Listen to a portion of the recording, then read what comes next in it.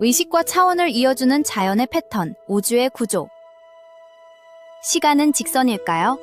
우리는 과거에서 현재로, 현재에서 미래로 이어지는 선 위에 서 있다고 느끼며 살아갑니다. 어제는 지나갔고 오늘은 여기 있으며 내일은 아직 오지 않았다고 믿습니다.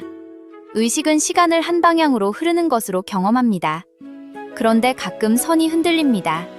이미 알고 있었던 것 같은 예감이 나중에 현실이 되기도 하고 오래된 기억이 지금과 겹쳐지기도 합니다.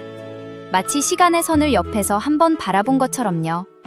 이런 감각이 늘 착각만은 아닐지도 모릅니다. 자연은 계산하지 않지만 구조를 남깁니다. 그렇다면 우리가 시간을 느끼는 방식도 하나의 구조일까요? 아인슈타인의 특수 상대성 이론은 현재가 절대적이지 않을 수 있다고 말합니다.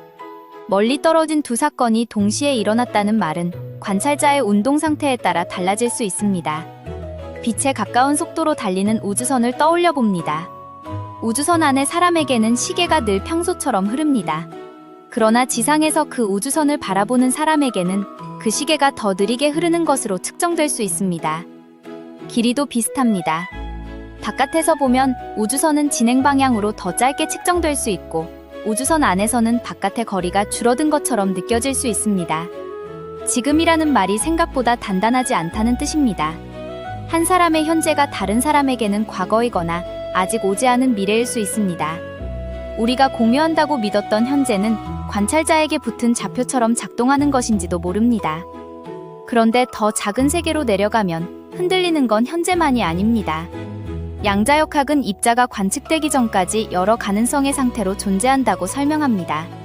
그리고 우리가 측정하는 순간 그 가능성 가운데 하나가 현실로 드러난다고 말하지요. 슈레딩거의 고양이는 이 낯선 구조를 보여주는 사고 실험입니다. 상자를 열기 전까지 고양이는 살아있음과 죽어있음이 겹쳐있는 상태로 가정됩니다.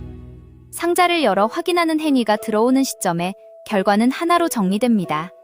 그렇다면 우리가 본다는 것은 무엇일까요? 단지 확인하는 행위일까요? 아니면 가능성 가운데 하나를 현실로 굳히는 과정일까요? 이제 다시 거시세계로 돌아가 봅니다.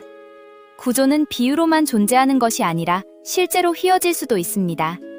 그 휘어짐은 먼 우주의 이야기만이 아니라 우리가 서 있는 자리의 이야기이기도 합니다. 아인슈타인은 1915년 일반 상대성 이론에서 중력이라는 힘의 정체를 시공간의 모양으로 바꾸어 읽었습니다. 팽팽하게 당겨진 그물 위에 무거운 공을 하나 올려둔다고 상상해보세요. 그물은 움푹 패이고 주변의 결이 달라집니다. 그 옆으로 작은 구슬을 굴리면 구슬은 직선으로 가지 못하고 패인 쪽으로 자연스럽게 휘어지며 굴러갑니다. 일반 상대성 이론이 말하는 우주의 모습이 이와 비슷합니다. 질량은 공간만이 아니라 시간의 흐름까지 함께 바꿉니다. 중력이 강한 곳에서는 시간이 더 느리게 흐르고 공간의 거리 또한 같은 방식으로 유지되지 않습니다. 우리가 중력이라 부르는 것은 시공간의 굴곡을 힘으로 읽어낸 결과일지도 모릅니다. 이 구조는 일상 깊숙이 들어와 있습니다.